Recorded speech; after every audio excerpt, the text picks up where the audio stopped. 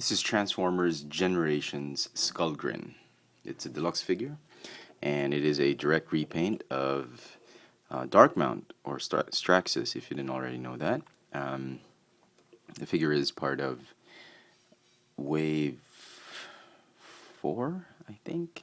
Wave 5 of the Generation series. And as many of you know, I'm a big fan of repaints, and this is not actually an entirely repainted figure. It's more of a retooled, redecoed figure because it's got a new head sculpt, as you can see. It is an homage to the Pretender Skullgrin back in G1, and let me just stand him up more accurately for you.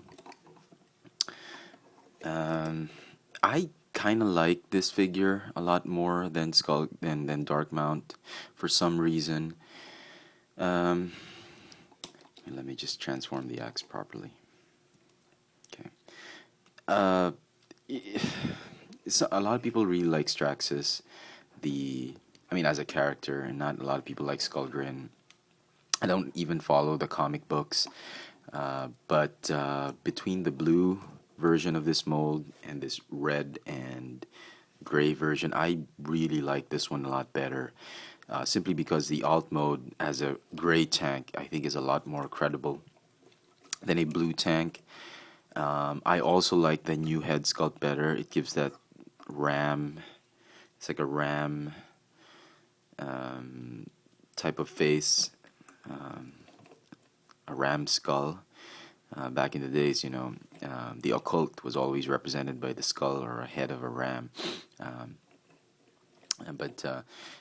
I think that's what they were going for back in the 80s with the head of this guy.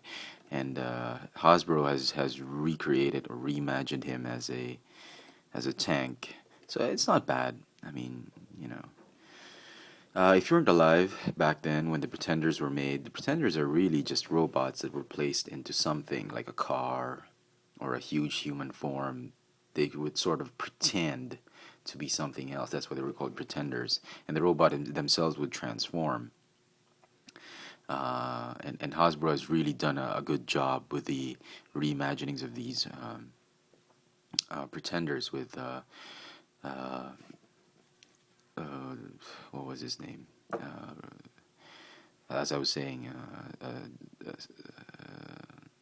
I lost my thought. Anyway, I was going to say some of the other Pretenders were released like Thunderwing. Oh, sorry, like Thunderwing, and really Hasbro has really done a good job to bring back nostalgia for those who were alive back in the 80s with this generation's line.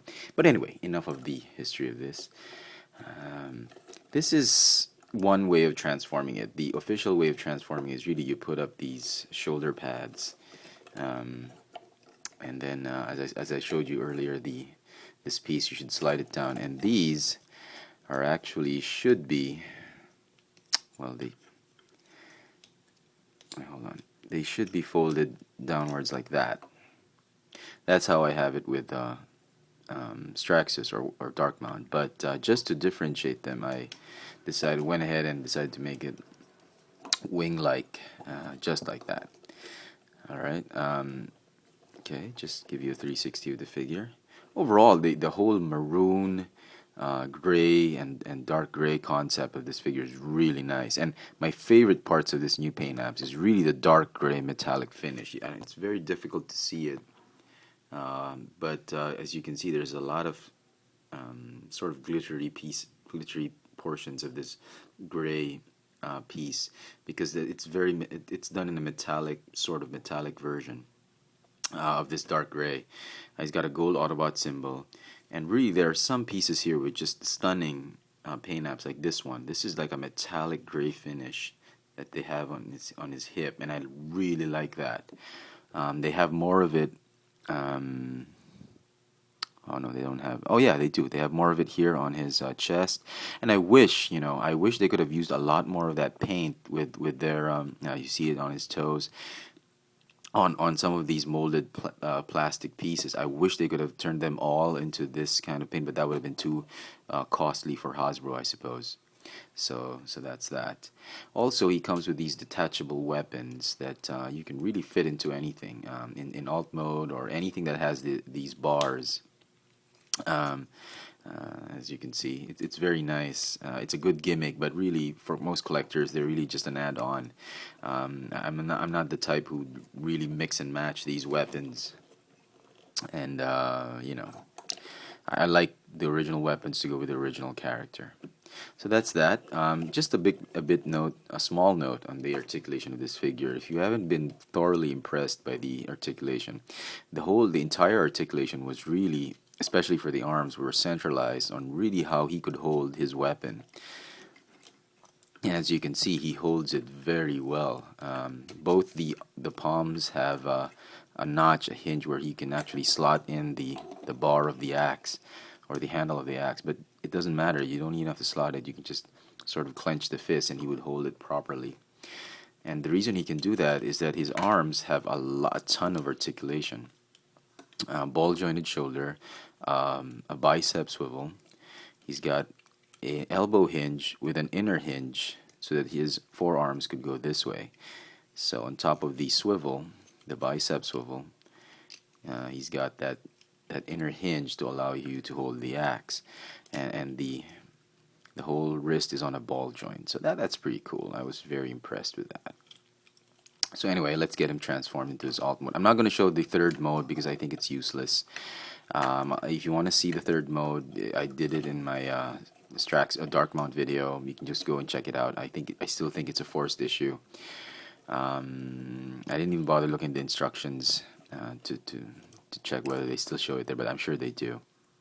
So, if you're frustrated transforming this guy, if you're a mom or a dad who has a kid who's really struggling with transforming this guy back into alt mode, then I suggest you pay attention, and this is the video for you. Okay, first thing you want to do, you want to go ahead and fold these pieces forward. Okay, you want to go ahead and detach the waist part like that.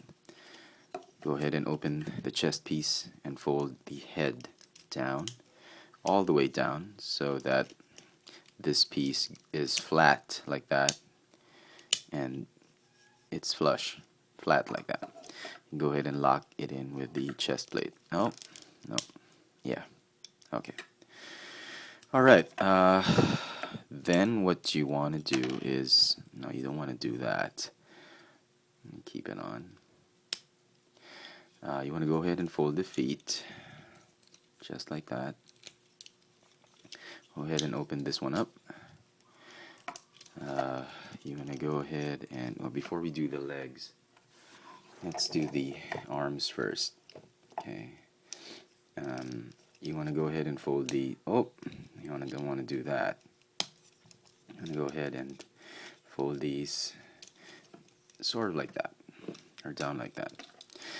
This is my contention with this figure. Because of mold degradation, I think this ball joint is very loose, but other than that, it's really nothing. Excuse me. Go ahead and slide the shoulders in and out like that. You want to go ahead and straighten it out. Rotate the bicep, and you're going to want to plug it in. You see these sort of tank treads right there are going to fit in right here, like that. Oh, okay.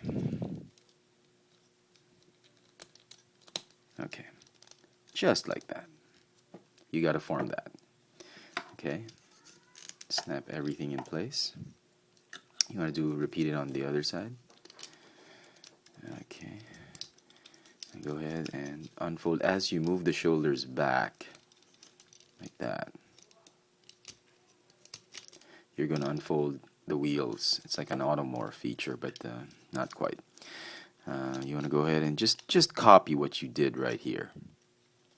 Okay, just like that. You got to bend the elbow just a tad bit on the opposite direction, and then you want to go ahead and just collapse it in like that, just like that. Okay, now before you completely do that, you want to just split it open like this, just for the time being, so that you can move the feet up, just like that. Alright, go ahead and bend the knees, rotate this piece and fold it that way. Do the same on the other side. And you're going to sort of, these thighs are going to collapse inside, okay? But you're going to do it just slightly like that, because you're going to need it open so that you can insert this piece. One thing you should worry about, or just be careful, is that they've painted the rubbery pieces white, and after some time it's going to have some chipping, just like that. Like that. It's very annoying. I mean, come on, Hasbro. You have to expect the kids are going to be playing with this and it's going to chip. They could have used a paint that was a lot more sterner and stiffer than that. I mean, look at that. But anyway, no worries. This will not detract. That will not detract my appreciation of this figure. Detract me from really appreciating this figure very much. So what you want to do is you want to peg this thing in right there. Okay, and sort of the entire axe, the blade of the axe, is sort of going to be hidden together with his thigh inside these the cavity of the legs. That's what you want to do. Okay, like that, and you form the turret. And what's nice is the actual action of the turret rotating is really the hip action. So this guy is pretty well articulated because of the transformation. You want to go ahead and straighten up the weapons, just like that. Okay, you want to go ahead and collapse the arms together first, and just join these backpacks together. And you would have formed the under chassis and the entire lower section of the tank, or whatever, military vehicle, pseudo tank. And then the entire turret just collapses down like that. It doesn't snap, well, it doesn't really snap in. It just, there's sort of, the pieces are just, they've molded it so that it will fit snugly into that cavity right there.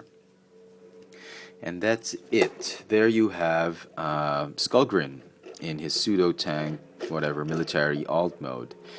And yeah, it's pretty good, except for this cavity right here that gives it a really, you know, it's a bit of a big gap within the chamber of the figure. It's really a nice alt mode, and I've been a fan of this since Dark Mount. And the gray and dark metallic finish and a bits and pieces of red really makes this tank a little bit more realistic than the blue and gray that we've seen with Straxus or Dark Mount. It rolls very well. Both wheels roll, and he has small wheels right here. The turret swivels 360, and the barrel goes up and down. The guns will move on the pegs, and you can mix and match them with some of these bars right here, over here. It's really up to you. And I think you can also mount them here, if I'm not mistaken. Yes, but it's a little bit tight, so I just recommend you keep them here, because these things are, I think, smaller pegs than these, but yeah. Alright then, so there you go. I hope this video has been very helpful and somewhat insightful for those of you who were thinking of getting this figure, and for those of you who have really dismissed repaints altogether. It's an interesting repaint. It's a redeco that you get a new head sculpt, and I think a better paint job on this particular mold. So there you go. Thank you for watching. This is Transformers Generations Skullgrin.